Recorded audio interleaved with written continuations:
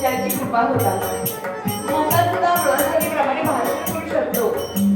जन्मतः पागळा असलेला मनुष्य प्राणी गगनाची उडी पर्वत पार करू शकतो. अशा त्या सृष्टीचा नियम त्याला